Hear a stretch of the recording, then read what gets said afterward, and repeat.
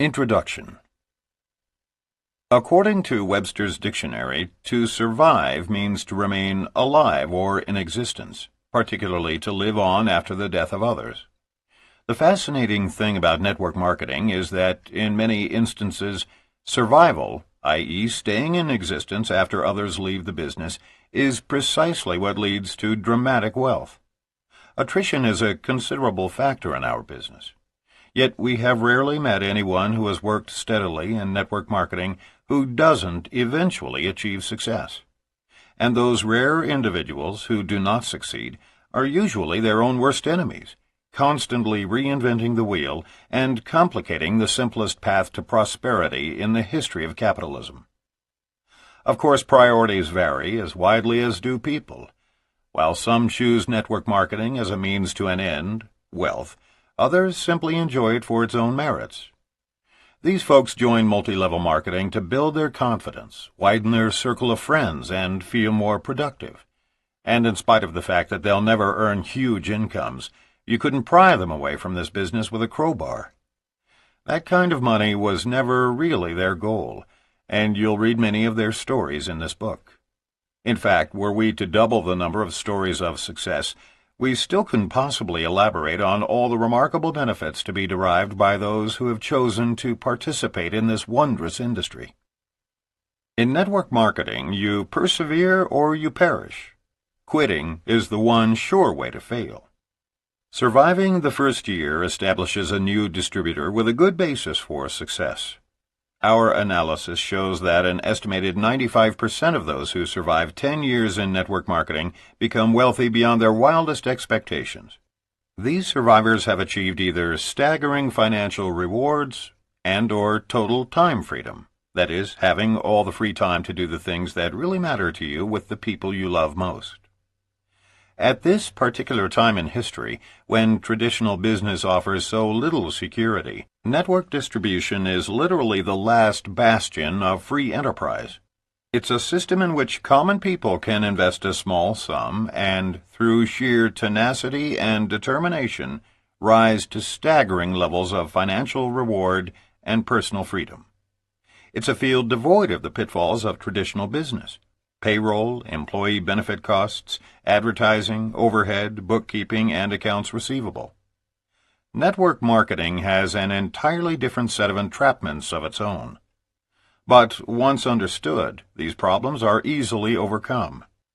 We believe success is critically dependent on awareness from the very beginning of what these hazards are and how to overcome them. Hence this book.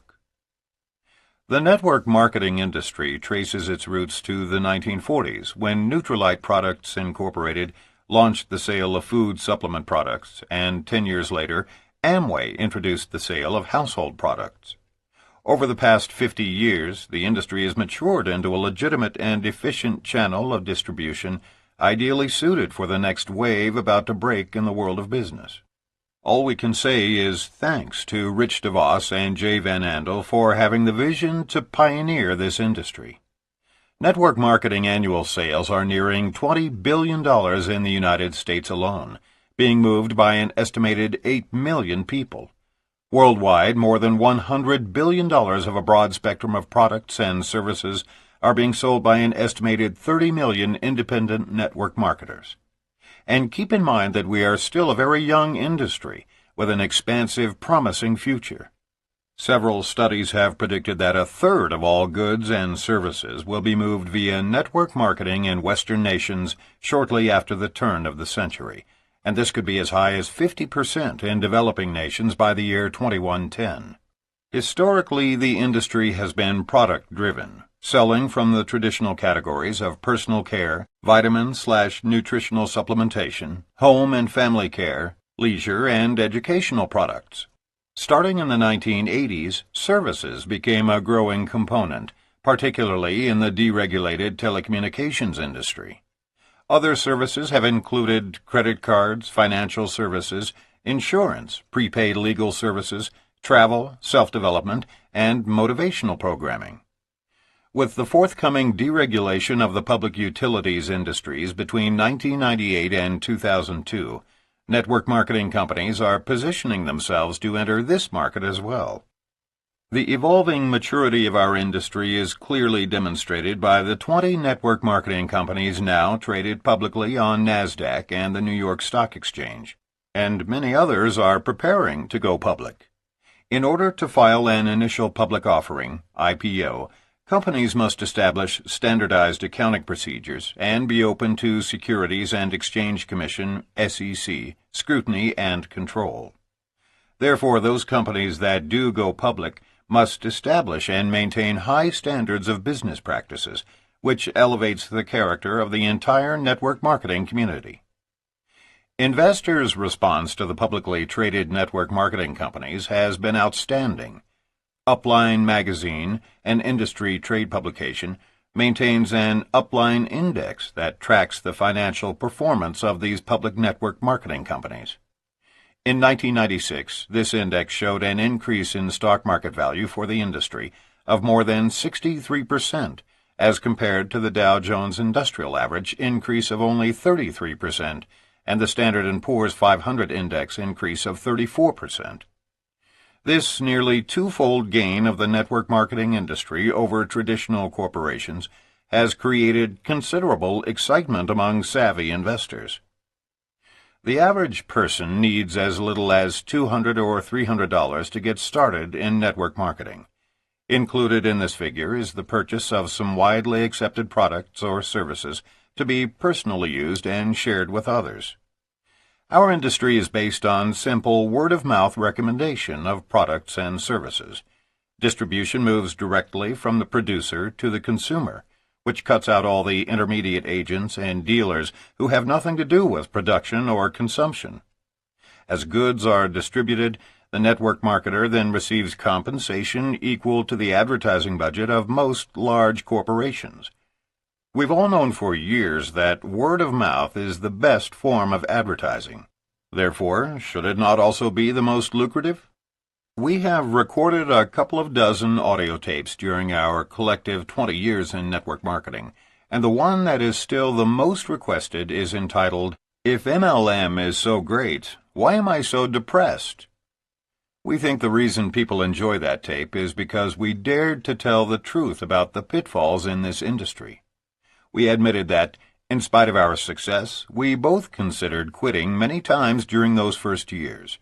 Unfortunately, many people heard that audio tape far too late in their network marketing careers, and while they enjoyed a good chuckle because they could identify with our admitted first-year problems, most had already lost their upstart enthusiasm so necessary for success. And once people lose the drive and enthusiasm to carry them through the tough months, once that excitement is gone, in many cases, so too is the chance to achieve dramatic wealth. There is an often quoted adage in this business. It's much easier to give birth to a new distributor than it is to resurrect a dead one. And yet, as the stories poured into our Swiss chalet from across the Atlantic, we realized that this book may indeed resurrect thousands of discouraged network marketers once they read some of the truthful anecdotes shared by so many legends of this industry.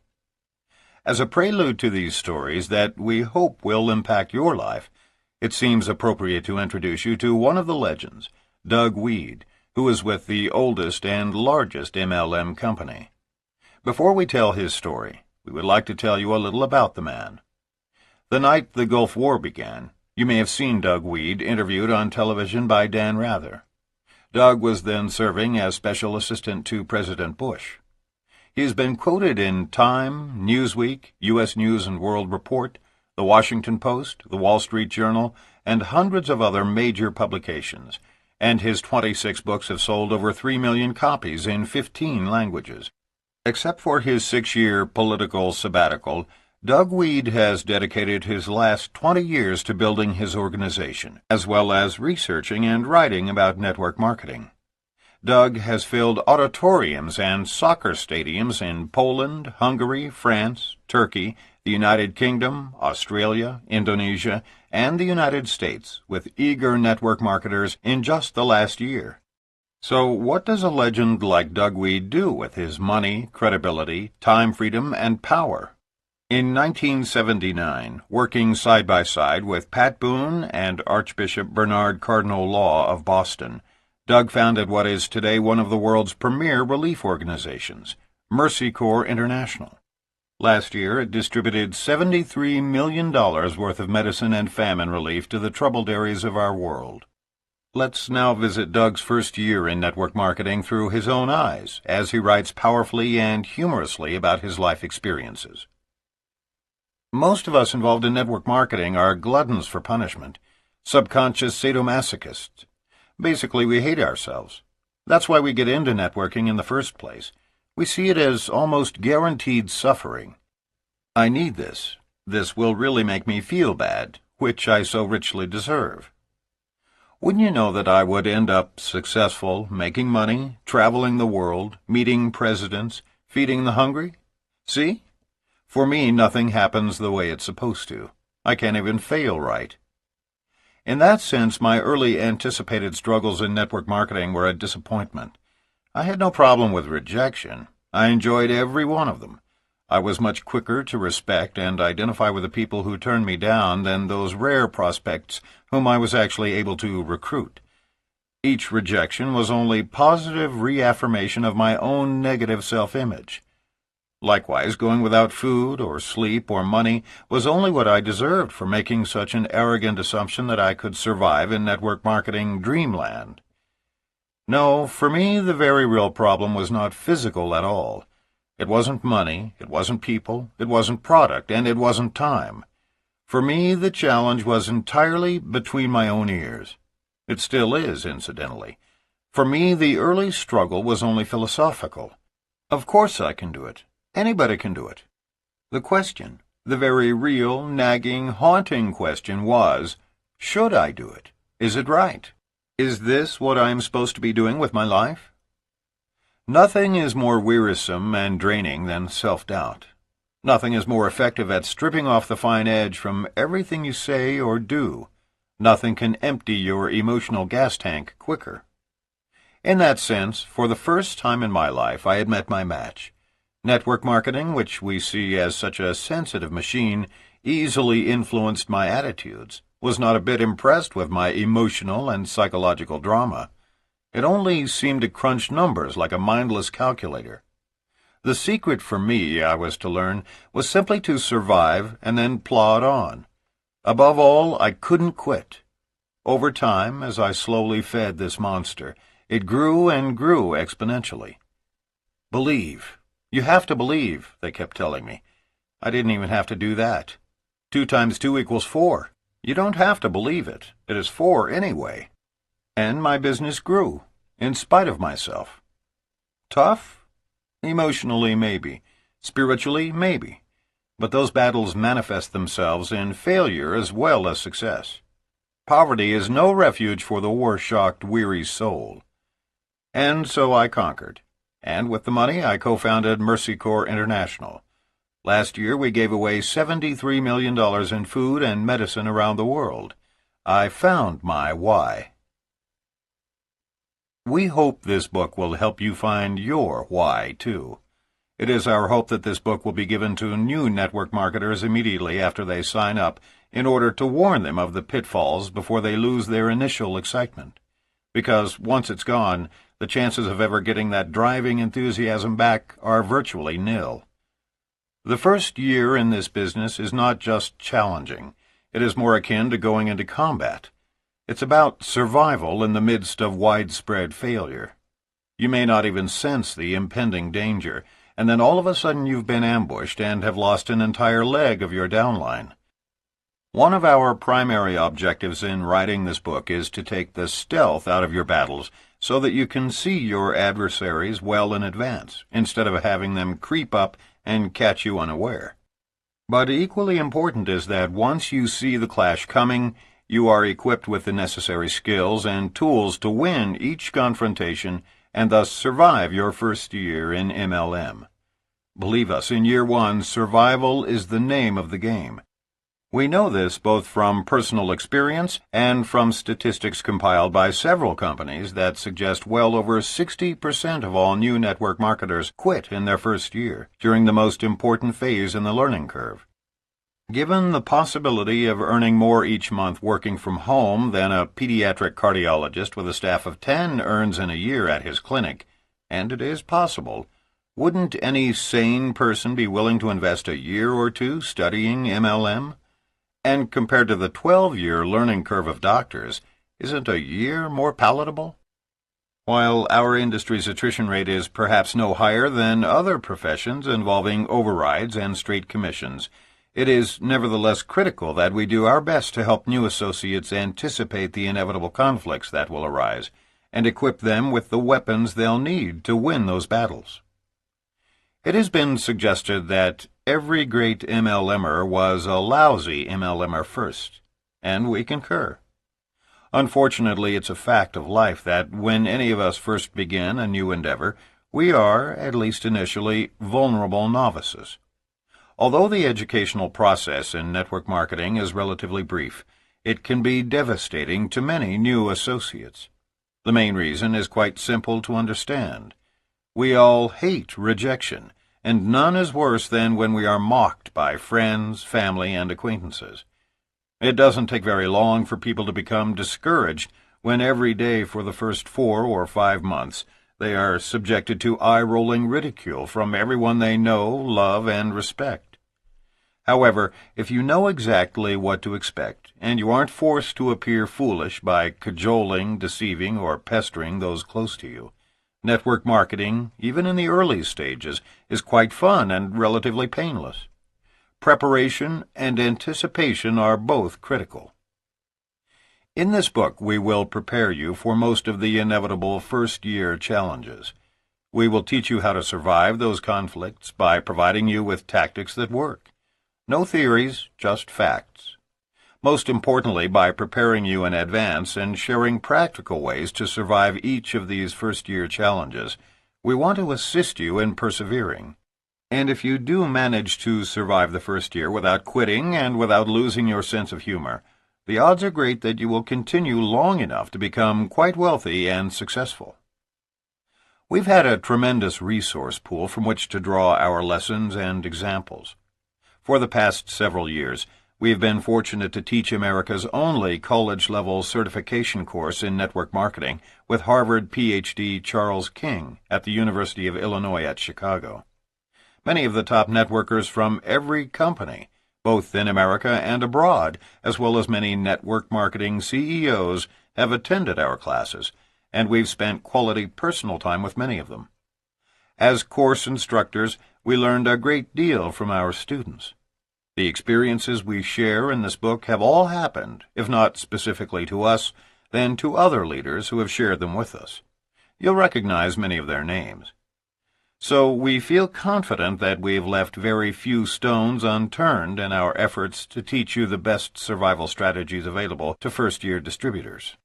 Some of our industry's most successful international leaders survived their first year by utilizing the simple maneuvers laid out for you in this book. Survive your first year, and you've got a tremendous opportunity to join those legends. From Mark's father telling him that he is ruining the family name by doing MLM, to a hungry reporter asking the Attorney General of Nevada to investigate our company in hopes of uncovering a scandal or conflict of interest, while Renee was serving as chairman of the county commission, the two of us have survived some fairly devastating ambushes. We know what it's like to lose 6 of our 7 best leaders to a new upstart scam, that is, a company that misrepresents its earnings and or product efficacy. And we've endured the humiliation of a close friend stealing an entire downline leg. Both of us fell into the management trap at different points in our respective first years, and wound up babysitting people who never would have succeeded no matter what we had done, because they weren't willing to do what we did. Both of us suffered the misplaced personal guilt of signing up a close friend who just couldn't make it in this business. We'll teach you how to survive all of those booby traps. In fact, we'll show you how to avoid them altogether on your path toward achieving all the money you aspire to earn and the time to enjoy it. In our first book, Power Multi-Level Marketing, we presented the theory behind MLM achievement. We tried to provide a paint-by-numbers system for both part-time and full-time success. But in this book, we are vitally concerned with practical applications, that is, with giving specific examples of what can and does happen to cause potentially successful distributors to prematurely end their careers. Many psychiatrists subscribe to the theory that 90% of the solution to any problem consists in the awareness of that problem's existence. We agree. Our fervent hopes and prayers are that by bringing to your attention all the problems that successful network marketers face in their first years, we will enable you to survive yours. We are sharing with you the practical, proven survival tactics used by many of the legends of this industry so that you also can prosper abundantly. We're honored to have Dr. Charles King add a dimension to our book never before available, a quantitative analysis of network marketing from an academic perspective. Much of our most important data has been exhaustively researched and compiled by him. We've learned a great deal about the inner workings and technical marketing strategies of our profession from Dr. King. Many of his overviews are sprinkled throughout this book. His keen insights have been invaluable to us over the years, and his dynamic wife Sandra has directed all of our college certification courses. Nearly 1,000 students have graduated from our course to become network marketing professionals. So many thanks to Charles and Sandra King. Network marketing is indeed the greatest opportunity in the history of capitalism, and we consider ourselves very privileged to be able to participate in the industry. So naturally, when Prima Publishing contacted us about doing a book, not long after its marvelous success publishing Richard Poe's legendary Wave 3 books, we jumped at the opportunity with tremendous enthusiasm. As industry advocates, we believe that when any network marketing company fails, we all suffer. The future survival of our industry depends now on cooperation, not antagonism. Industry-wide success depends on elevating MLM companies and products rather than destroying the reputations, hopes, and dreams of our MLM competitors. Only then will network marketing become the most lucrative profession in all of free enterprise. Some network marketers mistakenly believe that the systematic ruin of their competitors is their best strategy for success. Little do they know that's exactly why they haven't begun to reach their potential. Unlike pioneers of the Old West who circled their wagons to fight off attacks, whenever one or more companies in our industry is threatened, we circle our wagons and fire inward. The old tactic of divide and conquer has been quite effective in the traditional business world. The traditional corporate pyramids have skillfully utilized the media and government regulators to similarly attack and stifle our growing industry, and all along they have hoped and prayed that we'd just go away. But we think it's time for them to stop fighting us. We respect all companies, not just those in our own industry, and we think they should do the same. Spanning our collective 20 years in the field of professional network marketing, we have been blessed to speak to hundreds of thousands of marvelous people in every part of the world. And while we've heard our industry denigrated in a variety of ways, not once have we heard it referred to as the rat race.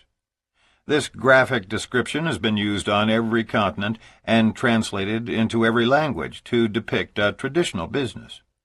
Rat race literally means a sprint between the world's most deplorable rodents, those who actually wiped out half the population of England during the Black Plague.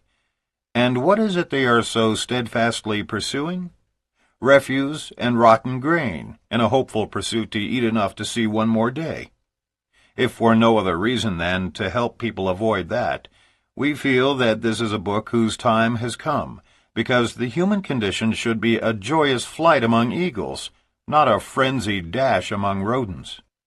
Betty Carter, formerly Senior Vice President for the Pacific Stock Exchange, recently shared a graphic comparison between the rat race of traditional business and the freedom of network marketing. In her own words, "When traditional business grows, an entire population can be reduced to rats. I moved to Seattle several years ago because of the quality of life. Today, as two corporations expand, the entire city has been forced into a mindless trek for several hours each day. The average speed on major highways has been reduced to 21 miles per hour. Crime and other societal problems are rising dramatically. No one can yet predict the negative ecological impact of the several thousand-person influx each month, but environmentalists are clearly worried. The point is this: when MLM corporations experience explosive growth, thousands of people go home and soar like eagles. When traditional corporations explode, people from all over the world assume the posture of rats and take to the streets. Thank God network marketing has given me the freedom to run errands during the times when others are confined to their little cubicles, but it will just be a matter of time before I have to look elsewhere for tranquility. We feel we have an awesome responsibility to educate as many people as possible to the fact that they need no longer participate in the god-awful stress of traditional linear business. We wholeheartedly agree with Art Williams, the author of All You Can Do, when he suggests that we should all become crusaders in an effort to save the masses, at least those who will listen, from their headlong pursuit into 80-hour weeks, mediocre incomes, and stress-induced coronaries. Because the American dream has become a nightmare for so many, and because network distribution is such a viable alternative to more traditional business professions, it is incumbent upon those of us who have reaped so much from this industry to begin to sow seeds for others. The book you are now holding in your hands is the Ultimate Survivor's Manual. Thanks to the hundreds of unselfish leaders from diverse and numerous companies who rose to the occasion by contributing their stories, you will learn how to dramatically alter your life. Knowing full well that they would be educating their competitors, they all dared to tell the unadulterated truth about how to succeed in our industry. That kind of unselfishness alone makes us proud to call ourselves network marketers. If only this book had been written a decade ago, we might not have had to witness the unnecessarily hasty retreat of so many dynamic people from our industry who were simply unprepared for the first year's battles. Because of this book, you won't have to endure the same unnecessary losses we did. And there is one promise we will make to you without reservation. There will be times when your eyes will well up with tears, or you'll laugh so hard at some of these legends' anecdotes about their early challenges that, like us, you will have to put the book down until you can wipe the mist from your eyes. These stories are commensurate with ushering in a new industry. We believe the next decade will bring a noticeable decline in these types of challenges, as new technology and distribution channels make way for network marketing in our world. We received countless illustrations and anecdotes, all of which were heartwarming and inspiring. We regret that, due to editorial restrictions, we were unable to include each and every narrative. We want to offer a special thanks to those legends of network marketing who, by sharing their stories, did something unprecedented in business. They dared to admit, after becoming legends, their innermost vulnerabilities and bouts with anxiety and depression, so that millions of others, including their own competitors, might be inspired to exit the 40-year plan and share in the American dream. Enjoy, and whatever else you do in the first year, just don't quit, because surviving is synonymous with thriving in our industry. Mark Yarnell and Renee Reed Yarnell, Gstaad, Switzerland.